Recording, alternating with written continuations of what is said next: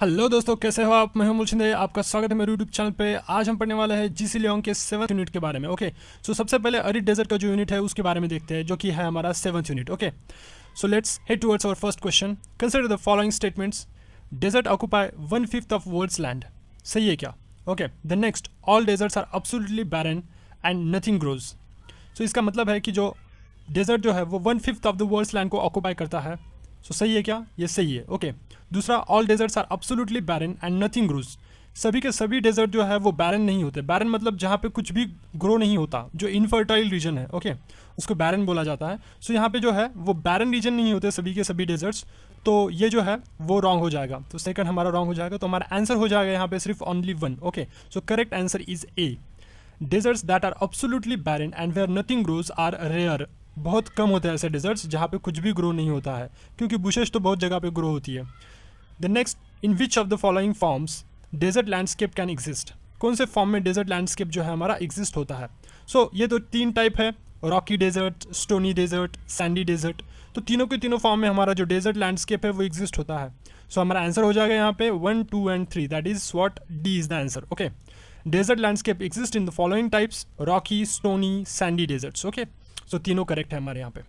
Consider the following statements. Third question, some deserts are also seen in continental interiors. कुछ desert जो है वो continent के interiors में दिखाई देते हैं। ऑब्वियसली यार, दिखाई तो देते ही है ना।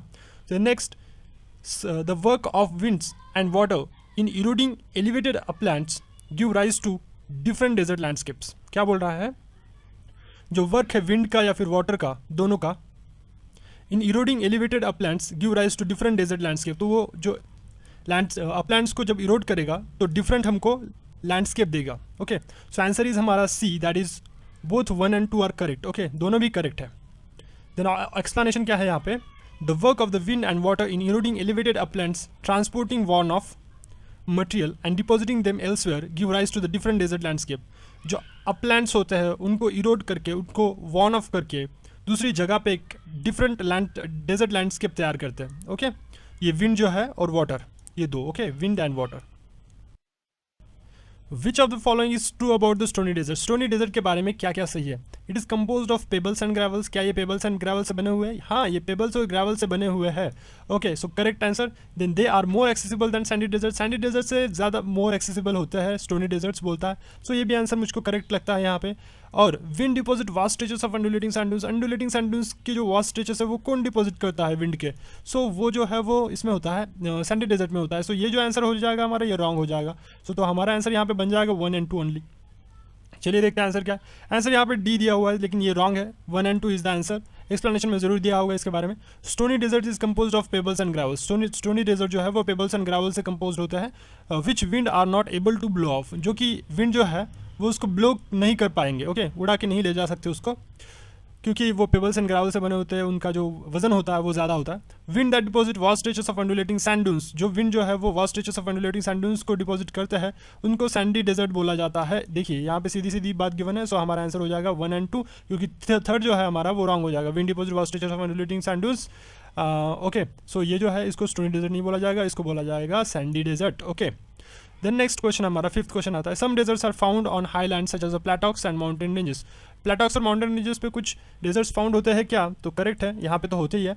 सो deserts are also formed by vast erosion of region by occasional rainstorm. Occasional rainstorm की वजह से जो है वो इरोजन होता है और उसकी वजह से कुछ डेजर्ट्स फॉर्म होते हैं, ऐसा बोल रहा है। So answer is correct. So both 1 and 2 are correct. So C is the answer. Ahaggar mountains in the Sahara deserts and Tibesti mountains जो होते हैं, वो एग्जाम्पल है डेजर्ट माउंटेन्स के। इस तरीके के जो हाईलैंड्स और मतलब प्लेटॉक्स और हाईलैंड्स जो बनाते हैं, तो उसका एग्जाम्पल है Ahaggar mountains and Tibesti mountain. Okay, the next, arid landforms are caused by which of the following factors. Arid landforms जो है वो किस वजह से होते हैं? ओके, सो अनसफिशिएंट रेनफॉल होता है, मतलब अरिड लैंडफॉर्म का। ओके, अनसफिशिएंट रेनफॉल होता है, हाई टेम्परेचर होता है, हाई ह्यूमिडिटी होती है क्या, then rapid rate of evaporation. देखिए, अगर अनसफिशिएंट रेनफॉल है तो हाई ह्यूमिडिटी तो नहीं होगी, क्योंकि रेनफॉल ही कम है तो ह्यूमिडिटी कैसे हो सकती है? So that will be the wrong, या फिर ये रॉन्ग हो जाएगा। सो मेरा आंसर है 1, 2 and 4। Okay, that is the rapid rate of evaporation हो जाएगा, high temperature and unsufficient rainfall. That is the arid land formed are caused by this factors. Okay,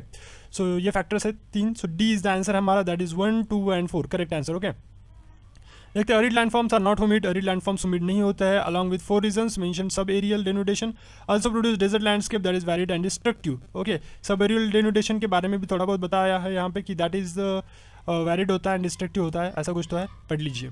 consider the following statements, erosion is most potent factor in reducing rock to sandy in arid region. देखिए rock to sand में अगर convert करना है arid reason में तो आपको लगेगा weathering, okay, ना कि इरोजन, तो ये रॉन्ग हो जाएगा हमारा।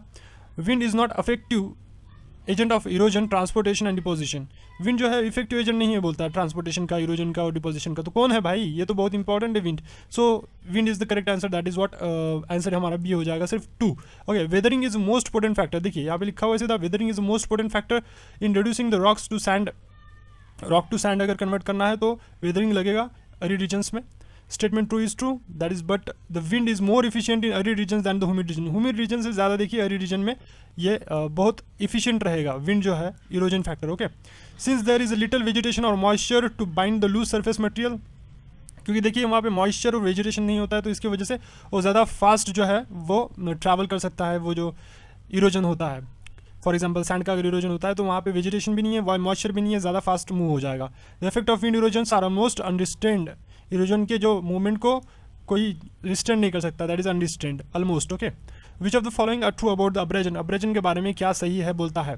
सो अब्रेजन के बारे में क्या क्या सही वो देखते हैं हम। It involves lifting and blowing away of the loose material from the ground, तो लिफ्ट करता है ब्लो करता है, क्या बोलता है। Then abrasion is most effective at near the base of the rock, base of the rock पे ज़्यादा इफेक्टिव होता है अब्रेजन, यार ऑब्वियसली ये बेस ऑफ द रॉक पे ज़्यादा इफेक्टिव होता है। इसके बारे में नहीं पता पहले के बारे में मुझे, लेकिन सेकंड तो पक्का पता है, तो सेकंड जिसमें है वो तो आंसर हो जाएगा। Then a great variety of deserts features are produced by abrasion, variety of desert features बनाता है ये बहुत सारी।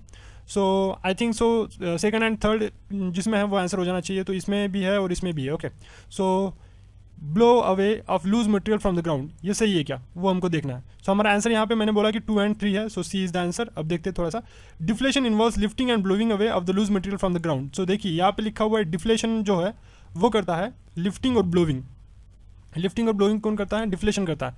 सो हाँ यहाँ पे लिफ्टिंग और ब्लोइंग जो है वो अब्रेजन नहीं करता है, सो यहाँ पे डिफ्लेशन करता है, so deflation will be the our answer. Okay, अब जब सैंड जो है blasting off rock surface by winds when hurl sand particles against them is called as abrasion. अभी क्या होता है कि ये जो सैंड पार्टिकल्स है इस सैंड पार्टिकल के ऊपर टकराते रहते हैं ऐसे, और वो बेस पे होता है ज़्यादातर, तो उनकी वजह से जो है वो जो चीज़ होती है उसको अब्रेजन बोलते हैं। Okay, then abrasion is most effective at the near the base of the rock, that is why telegraph poles in the deserts are protected by covering of the metal 1 or 2 foot above the ground. So इसलिए जो एक telegraph पोल जो होता है उसको 1 या फिर 2 feet above the ground रखा जाता है, और साथ ही साथ में उनको मेटल की कवरिंग लगाई जाती है। Okay, then next, migration pattern of wind borne material depends on, wind borne material का जो माइग्रेशन पैटर्न है उन कौन सी चीज़ों पे डिपेंड है। Size of the particle they carry, correct. Velocity of the wind they, ये भी करेक्ट है।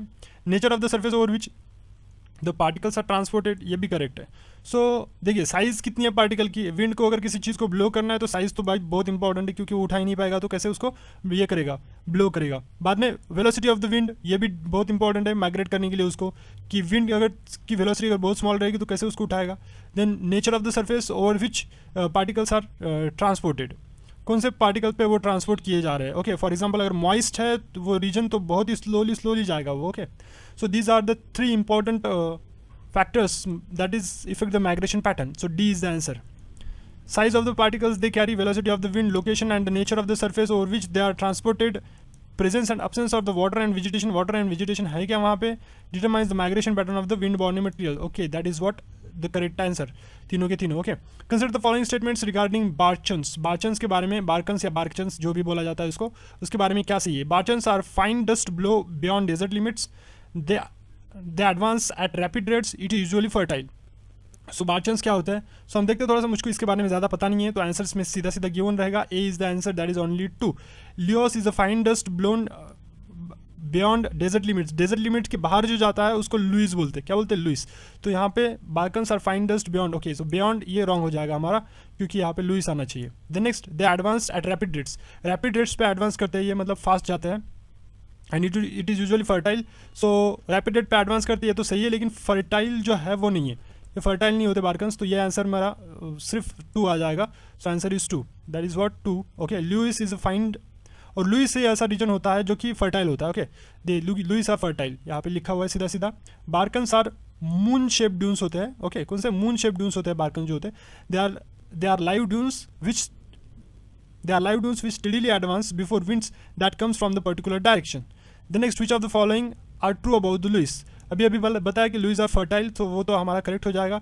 दे आर पोरस एंड सॉफ्ट, वो पोरस होते हैं। पोरस मतलब ये पत्थर है, पत्थर के अंदर अगर छोटे छोटे ये रहेंगे, ओके, छोटे छोटे पोर्स रहेंगे तो उसको बोलेंगे porous. Loess is a fine dust deposited in neighbouring lands of the deserts. So D is the answer. 1, 2, 3 are correct. Loess is rich in lime, lime बहुत होता है इसमें। वेरी कोहरेंट होता है, एक्सट्रीमली पोरस भी होते हैं।